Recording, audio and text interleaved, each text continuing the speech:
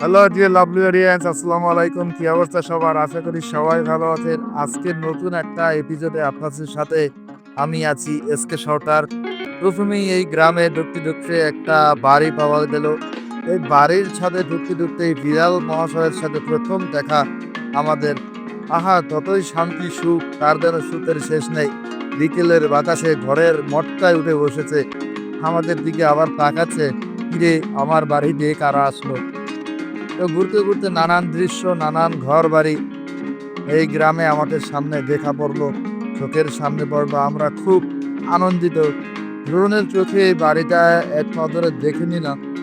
চারিদিকে কত সুন্দর সবুজ গাছপালা সমারোহ, তার ভিতরে এত সুন্দর একটা কারুকার্য করে বাড়ি এখানে তৈরি করেছে। এক কথায় অসাধারণ, অসাধারণ, যা আসলে বলে ভাষায় প্রকাশ করা যায় না। এই বাড়িওয়ালা তিনি আশেপাশে কোনো শহর নেই, কিন্তু এত সুন্দর একটা বাড়ি প্রত্যন্ত গ্রামে এখানে তৈরি করেছে। নিঃসন্দেহে এটা দেখে বোঝা যায় যে এই বাড়িওয়ালা সত্যি একজন পরিবেশ প্রেমী। তো ছোট বড় নানান রং, প্রত্যেকটা ঘরই ছোট বড় একই কালারের। এদিকে এক আঙ্কেল পানি আনতে যাচ্ছে, এদিকে মানুষের সাথে খুব বেশি কথা হয়েছে। এই যে টিউবওয়েলের পানি দিচ্ছে, এখানের মানুষ বেশ অতিথি পরায়ণ। এই চাচা আমাদের জন্যই পানি নিয়ে যাচ্ছে।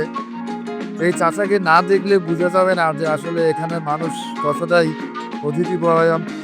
কত সুন্দর বাতাস চারিদিকে। সে পানি আনার পরে এবার তার নিজের গাছ পাকা পেঁপে, যিনি আমাদের জন্য জোগাড় করতেছে, গাছ থেকে পেড়ে নিল। এই পেঁপে আমাদেরকে খাওয়াবে। তার অতি উৎসাহী মন আমাদেরকেও মনোমুগ্ধ করলো। তো খাবার দাবার পরে আবারও আমরা বেরিয়ে পড়লাম। যতই হাঁটি, যতই দেখি, ততই সুন্দর লাগে। বাতাসে, বিকেলের বাতাসে দোল খাচ্ছে বড় বড় যে ঘাসগুলো। এখানে এই জায়গাটা আসলে গরু, ছাগল, হাঁস, মুরগি পালার একটা উপযুক্ত জায়গা। প্রত্যন্ত বিল, এখানে মানুষজন খুব কম, বেশি একটা দেখা যায় না আসলে। আর এখানে নেই কোনো শহরের ধুলোবালু, নেই কোনো দূষিত বাতাস।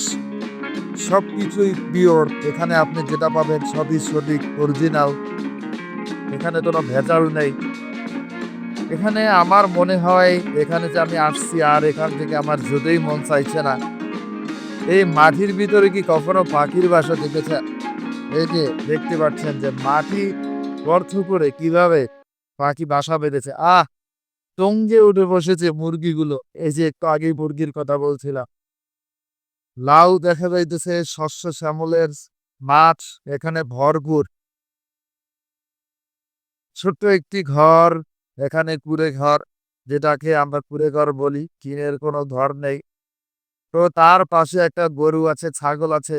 যে বাড়ি আপনি যান না কেন, এখানে প্রত্যেক বাড়িতেই গবাদি পশুপালক তারা করে। কারণ এই জায়গাটা উপযুক্ত একটা গরু, ছাগল, মহিষ, গবাদি পশুগুলো পালার একটা উপযুক্ত জায়গা। কারণ চারদিকে প্রাকৃতিক খাবার, অল্প পরিমাণ প্রকৃতিক খাবার, সবুজ গাছপালা। আর আমরা যে জায়গাটায় আছি এটা পদ্মার পাড়ে। এখানে এই নদী থেকেই মানুষজন গোসল করে এবং গরুও গোসল করায়। তারা একসাথে খুব উপভোগ করে এই সময়টা। এই যে দেখতে পাচ্ছেন, এই নদীতে গরু গোসল করবে, তার মালিকও একসাথে গোসল করে তারা এখান থেকে বাড়িতে ফিরে যায়। আহ! এর চোখে যেন শান্তি আর শান্তি। এর থেকে শান্তি যেন, এটাই পৃথিবীর সবথেকে বড় শান্তি, শান্তিময় জায়গা। আমার যেটা মনে হয়, নেই কোনো চারপাশে কোলাহল, নেই কোনো উচ্ছৃঙ্খল আ বাতাস, দূষিত বাতাস নেই এখানে। আহ! গরুও যেন মনের ফুর্তিতে দৌড়াদৌড়ি করছে, আনন্দ করছে। এই যে গোসল শেষ, গরুর গোসল করানো শেষ। এবার মাঠে ছেড়ে দিবে। আর গরুর যে মালিক, যে রাখাল আমরা যাকে বলি, তারও গোসল করা কমপ্লিট। তারা এখন বাড়ির দিকে যাচ্ছে। যত হাঁটি আস্তে, আস্তে সামনের দিকে এগোইতেছি আমরা ৩-৪ জন মিলে। ছোট, ছোট বাড়িঘর, খুব ফাঁকা, ফাঁকা। কারণ এখানে কোনো ঘন বসতি নেই। এই যে একজন দেখতে পাইতেছেন, যিনি মাথায় করে গরুর গোখাদ্য নিয়ে যাইতেছেন, এই যে ঘাসগুলো, সেটা নিয়ে যাইতেছেন তার গবাদি পশুর জন্য। আর এখানে ঘরগুলা তেমন কোনো উন্নত না। আর এই এলাকায় বিদ্যুৎ নেই বললেই চলে। এখানের মানুষজন এই চাচির সাথে আমাদের কথা হয়ে গেল হাঁটতে, হাঁটতে। এই চাচিকে আমরা অনেক কিছুই জিজ্ঞেস করলাম। চাচির সাথে কথা বললাম। চাচি আমাদের মন খুলে অনেক কিছু বলল। হ্যাঁ, তারা এখানে থাকতে তার কোনো অসুবিধা হচ্ছে না। তারা রান্নার জন্য জোগাড় করতে গেছে।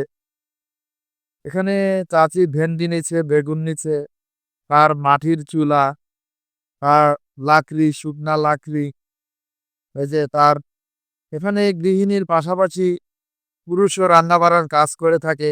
এই যে এই চাচার সাথেও আমাদের কথা হলো। কিন্তু জীবন তাগিদে, খাওয়ার তাগিদে এই কাজটা তার করতেই হবে। এই চাচাও তার গৃহিণীর মতো তার ঘরের কাজে সাহায্য করতেছে। বিভিন্ন মশলাপাতি নিয়ে এই যে এক ঘর থেকে আরেক ঘরে রান্নার জন্য যাইতেছে, প্রস্তুতি নিতেছে রান্নার জন্য। তার সাথে কথা বললাম, বসে আড্ডা দিলাম কতক্ষণ। আর এই অঞ্চলে আপনার সবকিছুই ভালো লাগবে, কিন্তু এই অঞ্চলে বিদ্যুৎ নেই। এখান থেকে জানতে পারলাম যে এখানের মানুষজন তাদের সাথে কথা বলে যে অন্য একটা অঞ্চল থেকে মোবাইল লাইট চার্জ দিয়ে আনে। সোলার ব্যবস্থা আছে কিছু, কিছু বাড়িতে। আবারও হাঁটলাম, বেরিয়ে হাঁটতে, হাঁটতে সময় শেষ হয়ে গেল। আবারও দেখা হয়ে যাবে আপনাদের সাথে নতুন কোনো একটা